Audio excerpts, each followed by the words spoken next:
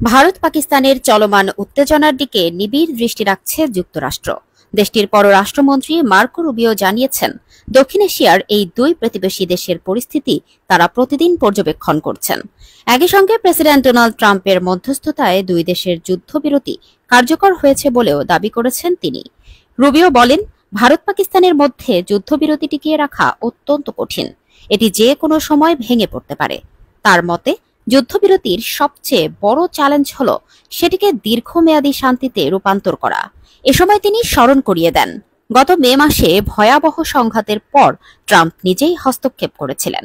4 দিনের ড্রোন, ক্ষেপণাস্ত্র ও যুদ্ধবিমান হামলায় তখন অন্তত 60 জন নিহত এবং হাজারো মানুষ বাস্তুচ্যুত হয়।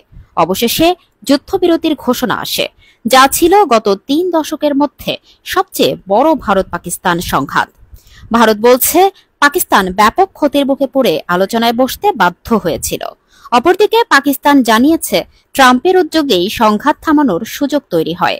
শুধু ভারত পাকিস্তান নয়, বিশ্বের অন্যান্য উত্তেজনাপূর্ণ পরিস্থিতিও যুক্তরাষ্ট্রের নজরে আছে বলে জানিয়েছেন রুবিও। কম্বোডিয়া, থাইল্যান্ড, রুয়ান্ডা কিংবা কঙ্গোর উদাহরণ টেনে তিনি বলেন, শান্তি প্রতিষ্ঠার যে কোনো সুযোগ যুক্তরাষ্ট্র কাজে লাগাতে প্রস্তুত। রাশিয়া ইউক্রেন যুদ্ধ নিয়েও মন্তব্য করেন মার্কিন পররাষ্ট্রমন্ত্রী। তার ভাষায়, যুদ্ধবিরতি তখনই সম্ভব যখন উভয় পক্ষ গুলি চালানো বন্ধে রাজি হবে, কিন্তু রাশিয়া এখনো তাতে সম্মত হয়নি।